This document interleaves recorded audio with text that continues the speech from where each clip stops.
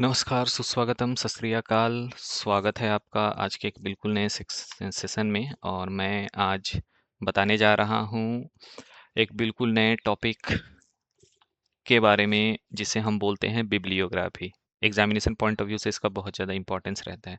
तो सबसे पहले जान लिया जाए बिब्लियोग्राफी होती क्या है, बिब्लियोग्राफी का रोल क्या होता है, कैसे ये काम करती है और इसके क्या इंपॉर्टेंस है, रेलिवेंस क्या है बिब्लियोग्राफी का।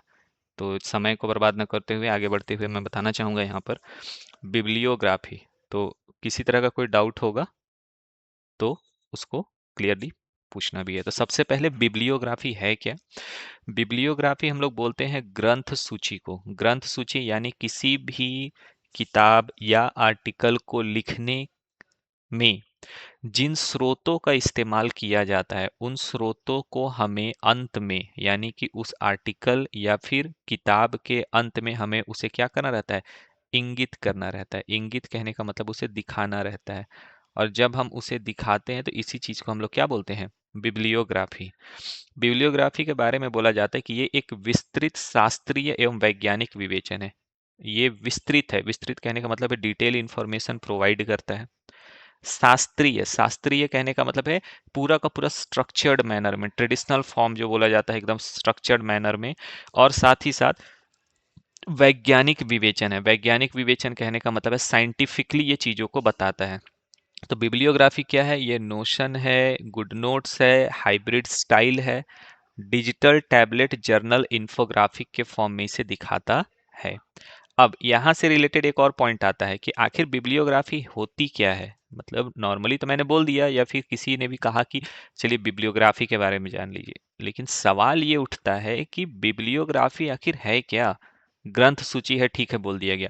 तो अगर मैं बोलूं कि फॉर एग्जाम्पल मैंने अगर इतिहास पढ़ा और इतिहास पढ़ा मैंने किसी पर्टिकुलर बुक से, जैसे मैं अगर भारत में बोलूं बहुत फेमस अगर हिस्टोरियंस के नाम लूं तो उसमें फॉर एग्जाम्पल अगर मैंने पढ़ा सुमित सरकार की किताब, ठीक है, तो मैं ग्रंथ में क्या ऐसे लिख सकता हूँ, मैंने लिख दिया सुमित सरकार की किताब से लिखा, की किताब से लिखा। अगर मैं इस तरह से लिख दूं या कोई भी व्यक्ति इस तरह से लिख दे, तो क्या ये बिब्लियोग्राफी है? क्या इसे बिब्लियोग्राफी कहेंगे? तो इसका जवाब है नहीं, ये बिब्लियोग्राफी नहीं है। बिब्लियोग्राफी लिखने का एक स्पेसिफिक तरीका होता है, उसका एक पैटर्न होता है, जिसमें पहले बुक का नाम लिख रहे हैं, बुक के नाम के बाद उसमें जो ईयर होते हैं, किताब का नाम, एडिशन, ईयर और पब्लिकेशन हाउस, वो पूरे डिटेल्स भरे जाते हैं, तब जाकर के उसे क्या कहते हैं, बिब्लियोग्राफी। यहाँ तक किसी तरह का कोई डाउट या कोई कंफ्यूजन है? नहीं है, ठीक है। आगे उसके बाद फिर नेक्स्ट आते हैं अनदर पोर्शन, ये है आपका कि बिब्लियोग्राफी से रिलेटेड बेसिक इंफॉर्मेशन जिसे हम प्रस्तावना में दिखाते हैं। तो पहला पोर्शन है प्रस्तावना के बारे में। कहा जा रहा है किसी भी शोध, अनुसंधान या अकादमिक लेखन की विश्वसनीयता और प्रामाणिकता की आधारशिला उसके द्वारा उपयोग किए गए स्रोतों पर टिकी होती है। याद रखिएगा, कोई भी शोध है, किसी भी तरह का कोई रिसर्च है, किसी भी तरह का कोई अनुसंधान है या किसी प्रकार का कोई अकादमिक लेखन है, तो उसको फॉलो जो किया जाए, उसकी जो विश्वसनीयता है, मतलब वो कितना ऑथेंटिक है, प्रामाणिकता है कि वो एकदम सो श्योर कि हाँ एकदम बिल्कुल सही है, किसी तरह का कोई मिलावट नहीं, किसी तरह का कोई मिक्स नहीं है, इन सभी को किसी भी शोध में अगर कहा जाए तो उसके अनुसंधान के अकादमिक लेखन, एकेडमिक पर्पस से जब उसे तैयार किया जाता है तो उसकी विश्वसनीयता और प्रामाणिकता की आधारशिला जो है वो उसके द्वारा उपयोग किए गए स्रोतों पर ही टिकी होती है। किस पर टिकी होती है? तो याद रखिएगा, स्रोतों पर। यहाँ एक और बात मैं बताना चाहूंगा, अकादमिक लेखन स्पेसिफिकली से याद रखिएगा। बिब्लियोग्राफी जब टर्मिनोलॉजी यूज करते हैं तो वहां पे अकादमिक लेखन का बहुत ज्यादा इंपॉर्टेंस है।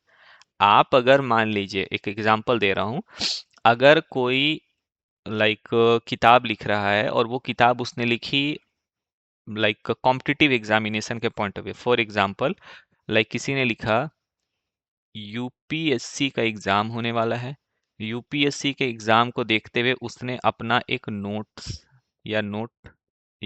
का कंपाइलेशन तैयार किया, ठीक है, और ये जो कंपाइलेशन उसने तैयार किया उसको वो मार्केट में बेच रहा है ये बोल करके कि ये आपका बेस्ट नोट्स है, इसको परचेस करिए और इससे आपका सिलेक्शन हो जाएगा एटसेट्रा।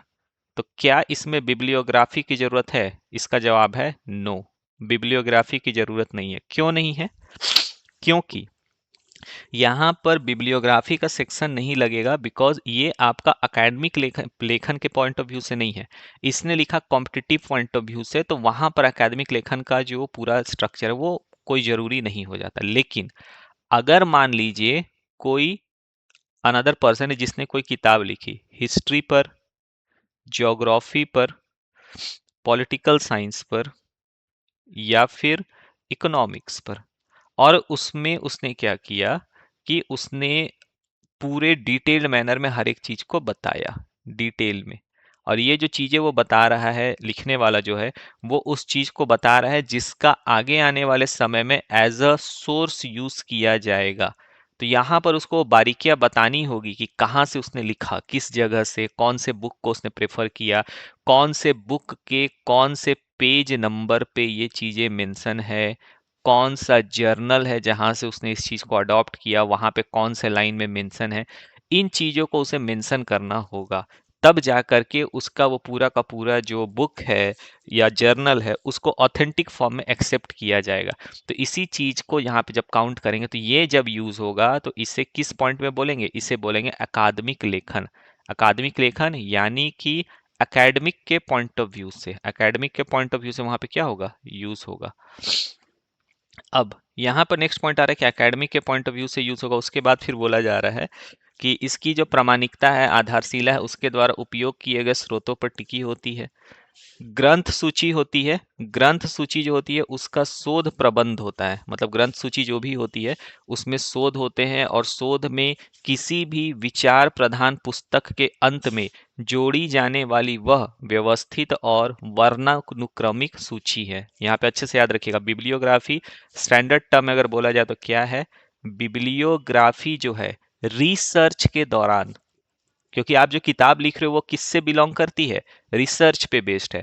तो शोध प्रबंध या किसी भी विचार प्रधान पुस्तक जो होती है उसके अंत में इसको जोड़ा जाता है, और जोड़े जाने के बाद यह व्यवस्थित और वर्णानुक्रमिक सूची है, यानी ये अल्फाबेटिकल ऑर्डर में होगा। ऐसा बिल्कुल नहीं हो सकता कि किसी के मन में आया और उसने बोला कि चलो इसको मीन्स मैं लिख देता हूं और उसने लिख दिया। नहीं, एक alphabetical order, systematic arranged order में वो आपका पूरा का पूरा मेंशन किया जाता है।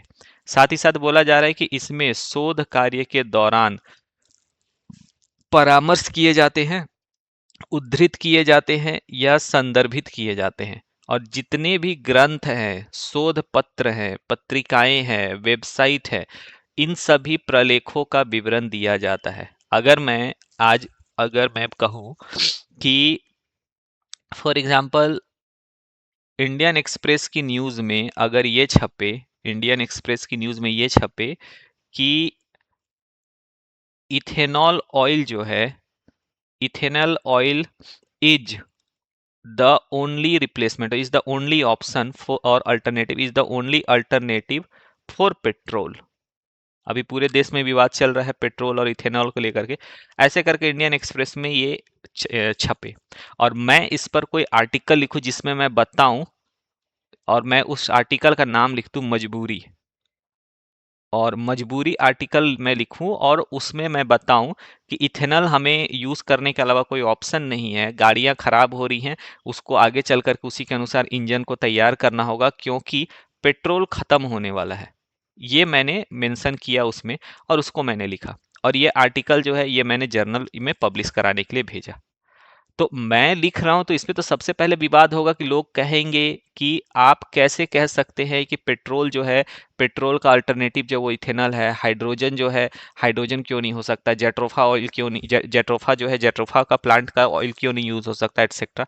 तो मुझे वहां पर इस तरह के कंट्रोवर्सीज हो उससे पहले ही अपने जो आर्टिकल मैं लिखूंगा मजबूरी नाम से, उसके अंत में मुझे लिखना होगा कि इंडियन एक्सप्रेस डेट, आज का डेट मैं दे दूंगा, उसके बाद वहां पे पेज नंबर, एडिटोरियल पेज या जो भी पेज है वहां पे आर्टिकल इतना, उसको मैं एज अ रेफरेंस लिखूंगा। उसी तरह से और 3-4 न्यूज़पेपर का मैं आर्टिकल और उस जर्नल को मैं लिखूंगा। तो इससे क्या होगा कि अगर किसी को कोई क्रॉस क्वेश्चनिंग करनी है तो वो पहले क्या करेगा, उन आर्टिकल्स को देखेगा, उसको एनालाइज करेगा, पढ़ेगा, तो उसके सवालों के जवाब वहां मिल जाएगा। तो कोई मुझसे डायरेक्ट इस चीज को नहीं कह सकता कि आपने गलत बोला, क्योंकि मैंने जो लिखा मैंने अपनी मर्जी से नहीं लिखा है। मैंने वो कहाँ से लिखा है, मैंने जो जानकारियां एकत्रित की, उन जानकारियों को पढ़ा, उन जानकारियों को समझा, और उसके अनुसार जो मेरी एनालिटिकल एबिलिटी है उसने मुझे बताया कि किस तरह से ये चीजें काम करेंगी, किस तरह से इसका इंपॉर्टेंस रहेगा, उसी के बेसिस पर मैंने लिखा। तो ये हमें क्या करेगा, इंपॉर्टेंट रोल प्ले करेगा, फायदा पहुंचाएगा ये समझने के लिए कि कैसे इस आर्टिकल के द्वारा उन बातों को दिखाया जा रहा है जिस पे सामान्य तौर पर हम ध्यान नहीं दे पा रहे थे। तो यहां पर बिब्लियोग्राफी जो मेरी होगी, इंडियन एक्सप्रेस का जो मैं रेफरेंस दूंगा, वो मेरा क्या कहलाएगा, बिब्लियोग्राफी। क्या कहलाएगा, बिब्लियोग्राफी। देन उसके बाद फिर अनदर पोर्शन जो है वो है आपका ग्रंथ सूची। ग्रंथ सूची के बारे में यहाँ पे जान लीजिएगा कि उसमें डिटेलिंग जो रहती है उसके मायने अलग अलग रहते हैं। ग्रंथ सूची में हमें स्पेसिफिकली मेंशन करना रहता है कि किस प्रकार से कौन कौन सी चीजें हैं जिनका इंपॉर्टेंस जब हम मेंशन करेंगे तो उससे हमें उसके पॉजिटिव आउटकम्स दिखेंगे और किस तरह से उसे दिखाया जा सकता है। एंड देन उसके बाद फिर नेक्स्ट सेक्शन जो आ जाता है वो हमें बताता है कि उसे किस तरह से हम लिखेंगे जब, तो लिखने के बाद उसमें जब कोई अगर उसको स्टडी करेगा, एनालाइज करेगा, तो उसमें ट्रबल किसी तरह के ना हो।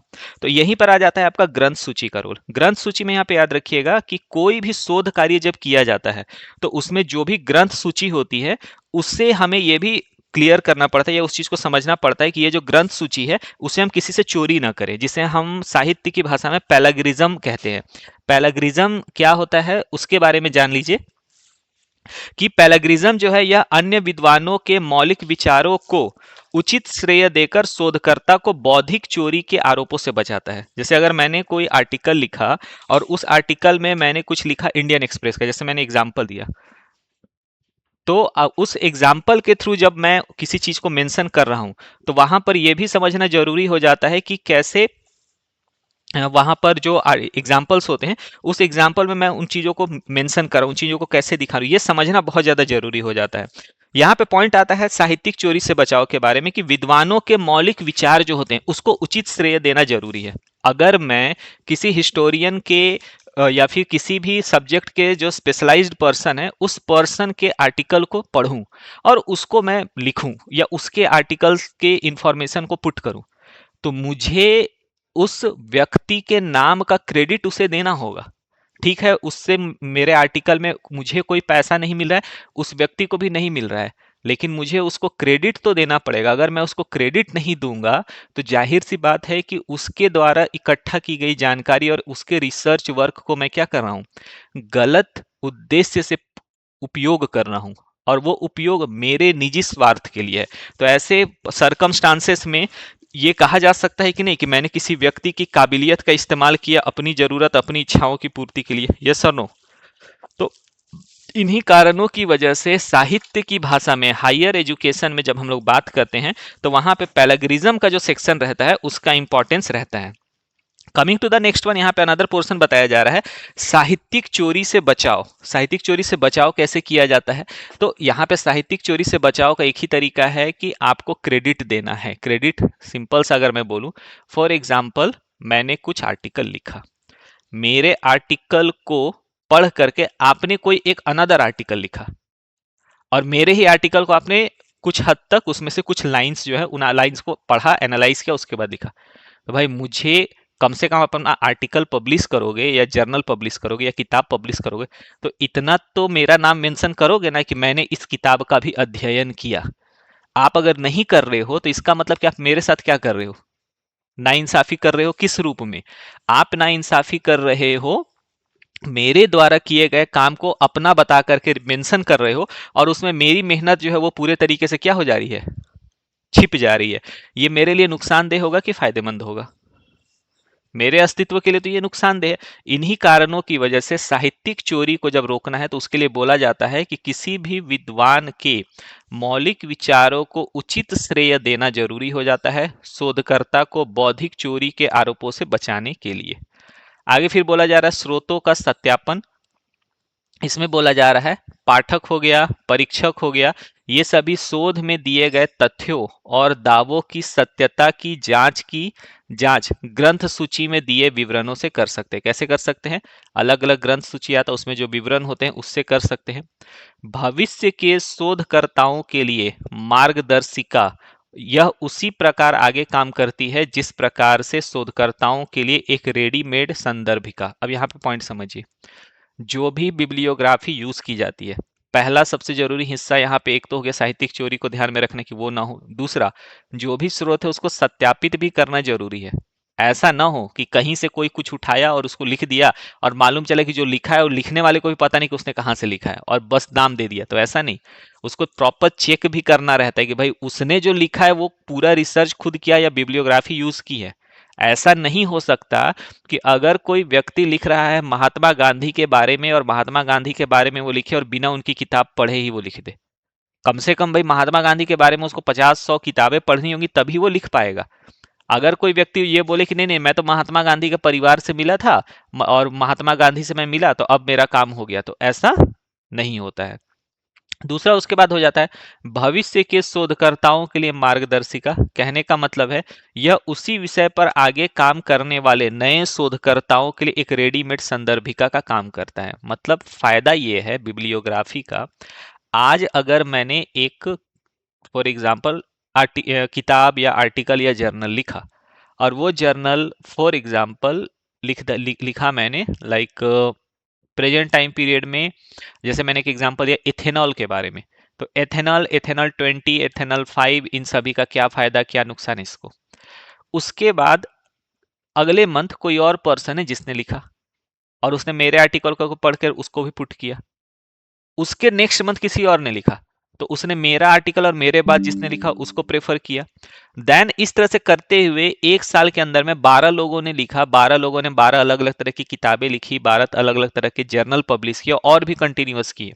तो जो person next year same time तक करेगा उसके पास कम से कम 20 से 25 किताबें और 20 से 25 या 50 जर्नल्स होंगे जिसमें इथेनॉल के बारे में जानकारी रहेगी, उसके यूज, इथेनॉल 20, इथेनॉल 5, इसके फायदे, इसके नुकसान, इसकी जरूरत, इसके बारे में इंफॉर्मेशन रहेगा। तो इसके बारे में जब वो लिखेगा तो उसके पास पर्याप्त मात्रा में एक रेडीमेड आर्टिकल का पूरा या फिर पूरा का पूरा बिब्लियोग्राफी का एक पूरा स्ट्रक्चर रहेगा कि नहीं रहेगा। जब उसके पास बिब्लियोग्राफी रहेगा तो उसका रिसर्च आसान होगा या मुश्किल होगा? आसान होगा। तो आसान होगा तो इससे वो फायदे में रहेगा या नुकसान में रहेगा? फायदे में रहेगा।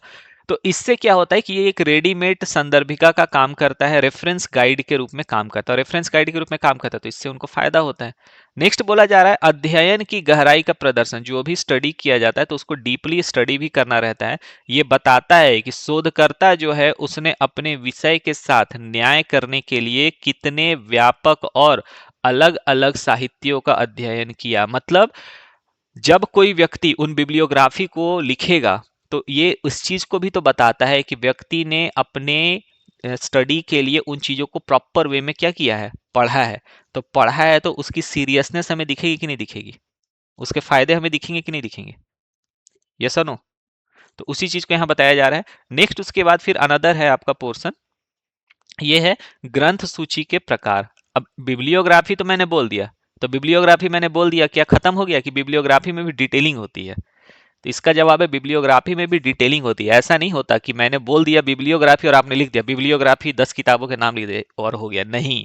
बिब्लियोग्राफी में किताबों के नाम, रेफरेंस जो है उसको लिखने के भी स्पेसिफिक तरीके होते हैं जिनके द्वारा उनको मेंशन किया जाता है।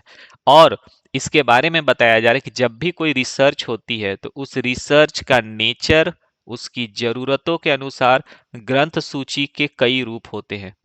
एनालिटिकल और क्रिटिकल दो तरह की बिब्लियोग्राफी होती है जिसे हम विश्लेषणात्मक ग्रंथ सूची में दिखाते हैं। इसमें पुस्तकों के बाहरी विवरण हमें नहीं मिलते हैं बल्कि उनके भौतिक स्वरूप, छपाई के इतिहास और प्रतियों के अंतर का एक गंभीर अध्ययन भी हमें देखने को मिलता है। आगे फिर नेक्स्ट इसके बाद बताया जा रहा है इन्यूमरेशन और सिस्टमैटिक बिब्लियोग्राफी। अलग अलग तरह की बिब्लियोग्राफी होती है। एक होता है क्रमबद्ध बिब्लियोग्राफी। क्रमबद्ध बिब्लियोग्राफी यानी कि सिस्टमैटिक स्ट्रक्चर मैनर में उसे लिखते हैं। इसमें बोला जा रहा है यह सबसे आम प्रकार है, सबसे कॉमन फॉर्म में है। इसमें किसी विषय, लेखक या कालखंड से संबंधित पुस्तकों की एक सीधी और व्यवस्थित सूची तैयार की जाती है। इसमें क्या किया जाता है, कोई भी सब्जेक्ट होता है, उसका जो राइटर होता है, उसका जो कालखंड होता है, उससे संबंधित पुस्तक जो होते हैं, उनकी एक सीधी और व्यवस्थित सूची तैयार की जाती है। साथ ही साथ बोला जा रहा है एनोटेटेड बिब्लियोग्राफी के बारे में। एनोटेटेड बिब्लियोग्राफी क्या है, तो बोला जा रहा है सटीक व्याख्यात्मक सूची की जानकारी हमें मिलती है एनोटेटेड बिब्लियोग्राफी में। कहने का मतलब है कि जो भी बिब्लियोग्राफी के संदर्भ है, उसमें 2-3 पंक्तियां और एक संक्षिप्त विवरण और समीक्षा लिखी जाती है।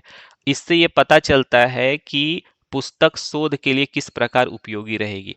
आप कभी भी कोई किताब खरीदेंगे तो उसमें देखिएगा किताब के तीसरे पेज में या चौथे पेज में, मोस्ट ऑफ द टाइम तीसरे पेज में बिब्लियोग्राफी लिखी हुई रहती है, जिसमें बताया जाता है कि ये किताब कैसे उपयोगी है।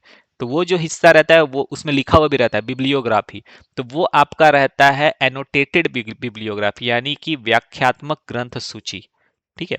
और जो एन्यूमरेटिव या सिस्टमैटिक बिब्लियोग्राफी है, ये सबसे कॉमन तरीका है। इसमें विषय, लेखक, कालखंड, इनसे जुड़ी हुई जो पुस्तकें होती है, उनके बारे में सीधे बताया जाता है। अगर मैंने एक इतिहास की किताब ली, एक एग्जाम्पल मैं बताऊं, उपेंद्र सिंह की किताब ली, तो उपेंद्र सिंह की किताब को मैं कैसे लिखूंगा, बस लिख दूंगा उपेंद्र सिंह? नहीं, मैं कैसे लिखूंगा, मैं लिखूंगा, अगर मुझे लिखना है उपेंद्र सिंह के बारे में तो मैं लिखूंगा सिंह, ठीक है, कॉमा, उसके बाद मैं लिखूंगा उपेंद्र।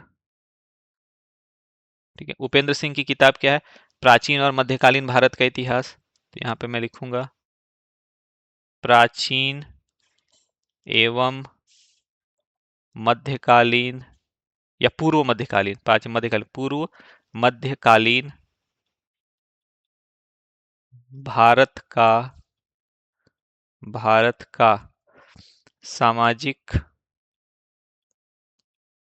एवं सांस्कृतिक इतिहास। उसके बाद मैं लिखूंगा कौन से साल पब्लिश हुआ, फॉर एग्जांपल मैंने लिखा 2012 का एडिशन या 2009 का एडिशन, तो 2009। ठीक है। उसके बाद कौन सा प्रकाशन है, पियर्सन पब्लिकेशन, तो यहाँ पे मैं लिखूंगा पियर्सन पब्लिकेशन या पियर्सन प्रकाशन। हिंदी में लिख रहा हूं तो हिंदी पूरा लिखूंगा पियर्सन प्रकाशन।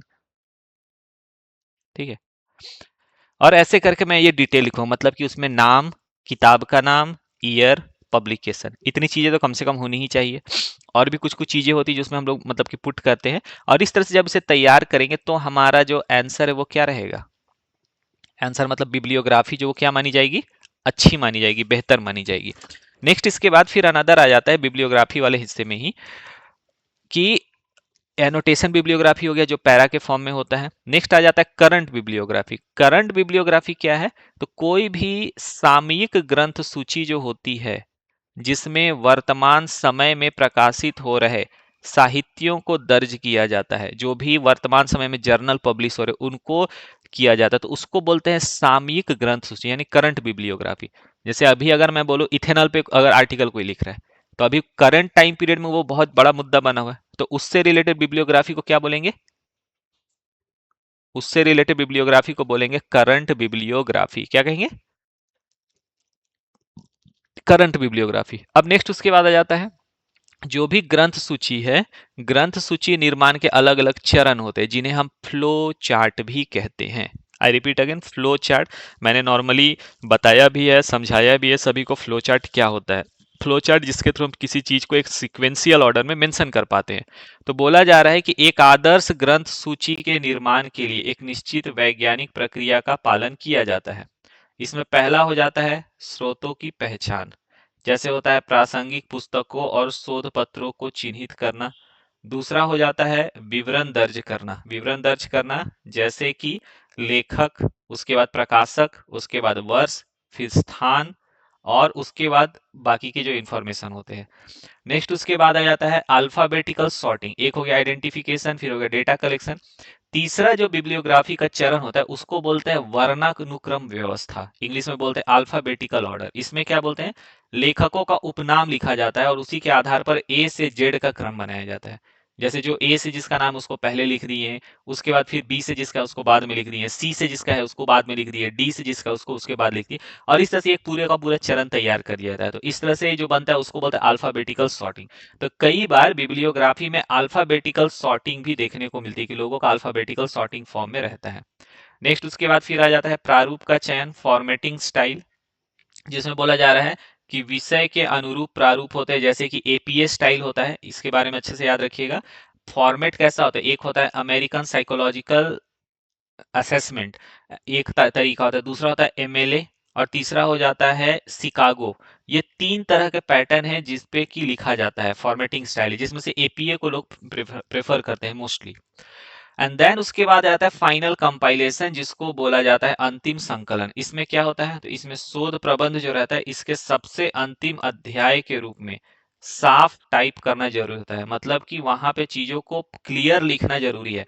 कभी भी आप देखिएगा, ऐसा बिल्कुल नहीं होगा कि पीएचडी का अगर या फिर कोई आर्टिकल या जर्नल, तो उसमें बोला जाएगा कि ऐसे ही बस हाथों से लिखिए और दे दीजिए, नहीं। उसका एक स्पेसिफिक तरीका होता है, क्लियरली मेंशन रहता है कि आपको टाइपिंग ऑर्डर में लिखना है, नीट एंड क्लीन होना चाहिए। फैंसी और ये दिखाने के चक्कर में उसको उटपटांग तरीके से, गलत तरीके से नहीं दिखाना है, ये साफ तौर पर मेंशन किया हुआ रहता है। तो ये अंतिम संकलन बोला जाता है कि टाइपिंग एकदम साफ होना चाहिए, नीट एंड क्लीन होना चाहिए, और बाकी चीजों को वहां पर मेंशन किया जाना चाहिए। नेक्स्ट उसके बाद फिर अनदर आ जाता है, जिसको बोला जाता है ग्रंथ सूची के बारे में। ग्रंथ सूची बोला जा रहा है कि ग्रंथ सूची की जो शैलियां होती है, ये आपका बिब्लियोग्राफी स्टाइल को बताता है। बिब्लियोग्राफी स्टाइल कहने का मतलब हो गया कि अकादमिक जगत जो होता है, एकेडमिक जो पोर्शन होता है, उसमें अलग अलग विषयों के लिए अलग अलग मानक प्रारूप निर्धारित होते हैं। मानक प्रारूप कहने का मतलब है अलग अलग स्टैंडर्ड निर्धारित है, जहां पर उन चीजों को बताया गया है। प्रमुख ग्रंथ सूची जो है, वहां पर साफ तौर पर यह बताया गया है कि अलग अलग बिब्लियोग्राफी स्टाइल है। जैसे एपीए स्टाइल जो है, एपीए स्टाइल में बोला जा रहा है, इसको अमेरिकन साइकोलॉजिकल एसोसिएशन के द्वारा इसको मेंशन किया जाता है। अमेरिकन साइकोलॉजिकल एसोसिएशन क्या है, इसके बारे में जान लीजिए। ये आपका सामाजिक विज्ञान, मनोविज्ञान और शिक्षा, इन सेगमेंट्स को वहां पर मेंशन करता है। अगर मैं यहाँ पर किसी बुक का नाम मेंशन करूं, फॉर एग्जांपल अगर मैं मेंशन कर रहा हूं शर्मा, आर एस शर्मा की बुक, जो कि हिस्ट्री के मोस्ट प्रोमिनेंट जो राइटर हैं और जिन्होंने कई सारी किताबें लिखी हैं, उनके बारे में, तो यहाँ पर सेक्शन आ जाता है कि मैं अगर मेंशन करूंगा तो उसमें कैसे लिखूंगा। मैं लिखूंगा सबसे पहले शर्मा, शर्मा के बाद कॉमा दूंगा, कॉमा के बाद लिखूंगा आर, उसके बाद लिखूंगा 2021, इतिहास के स्रोत जो किताब का नाम है, उसके बाद दिल्ली, और दिल्ली के बाद राजकमल प्रकाशन। कौन सा पब्लिकेशन है, तो याद रखिएगा राजकमल पब्लिकेशन अगर है तो राजकमल पब्लिकेशन ही मैं लिखूंगा। और हिंदी में अगर लिखूंगा तो हिंदी में प्रकाशन, इंग्लिश में अगर जाएगा तो उसको पब्लिकेशन बोलेंगे। नेक्स्ट उसके बाद फिर अनदर आ जाता है। यहाँ पे क्या हो गया, पहले हो गया राइटर का नाम का टाइटल, ठीक है, उसके बाद उसका नाम, उसके बाद फिर हो गया ईयर, ईयर के बाद हो गया किताब का नाम, और किताब के नाम के बाद हो गया जहां से पब्लिकेशन हुआ है, और फिर पब्लिकेशन हाउस का नाम। और ये मेथड जो मेरा है, इस मेथड को बोलते हैं APA style, American psychological association style के नाम से इसे जाना जाता है। नेक्स्ट उसके बाद फिर अनदर आ जाता है जिसे हम बोलते हैं MLA style.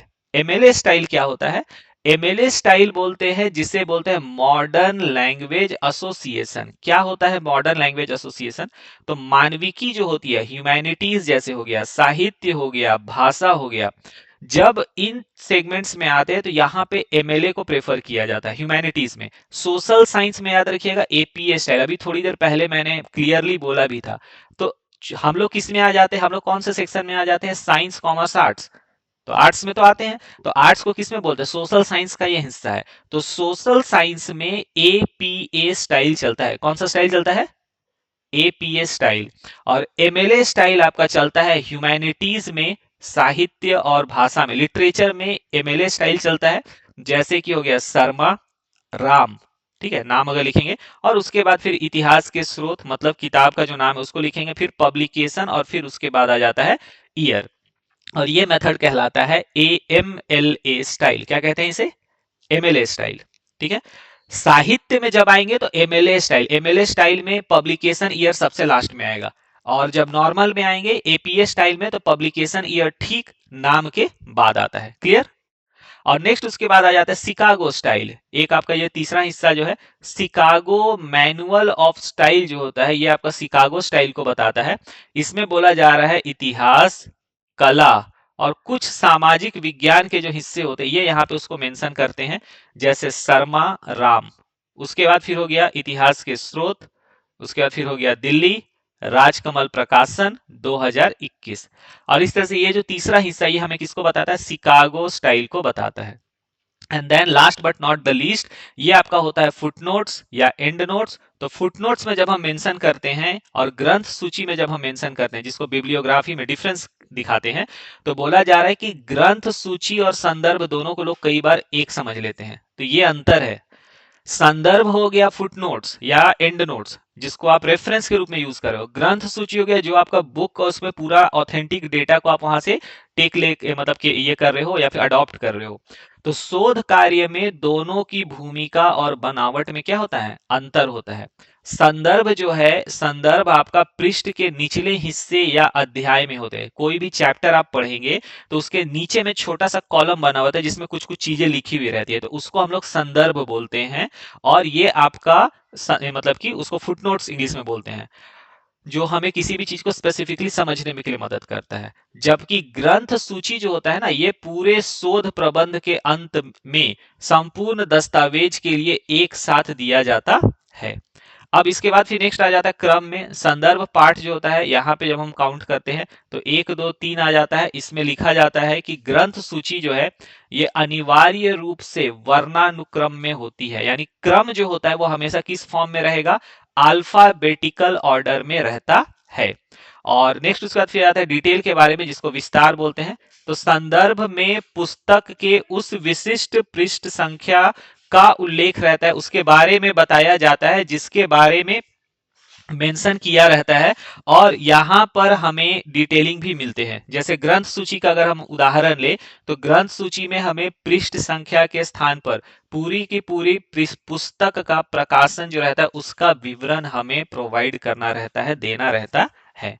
And then last हमारा आ जाता है जो कि है निष्कर्ष। तो यहाँ पर आ जाता है कि जब हम लोग निष्कर्ष की बात करें ग्रंथ सूची में, तो शोध कार्य जो रहता है उसका यह एकमात्र एक औपचारिक तकनीक का हिस्सा ही नहीं बल्कि शोध की आत्मा और उसकी आधुनिक नींव को भी यह मेंशन करता है। साथ ही साथ यहाँ पे बोला जा रहा है शोधकर्ता की तटस्थता, अध्ययनशीलता, वैज्ञानिक दृष्टिकोण, इन सभी का प्रत्यक्ष प्रमाण भी हमें मिलता है। यह एक त्रुटिपूर्ण अधूरी ग्रंथ सूची, उत्कृष्ट शोध, इन सभी के स्तर को गिरा सकता है अगर इसमें किसी तरह का कोई क्वालिटी का कमी होता है तो। और एक सुव्यवस्थित, सटीक और प्रामाणिक ग्रंथ सूची शोध प्रबंध के गौरव की स्वीकार्यता को कई गुना बढ़ा देता है, क्योंकि उसी के आधार पर जो रियल डेटा, रियल जो आपका आप कह सकते हैं एनालाइज करने में लिखा गया किताब, बुक या फिर जर्नल या आर्टिकल मतलब कि होता है, तो उसको सबसे ज्यादा खासियत ये होती है कि उसको एज अ रेफरेंस यूज किया जाता है अलग अलग ऑर्गेनाइजेशंस के द्वारा और उसी के बेसिस पे प्रैक्टिकल अप्रोच अप्लाई होता है।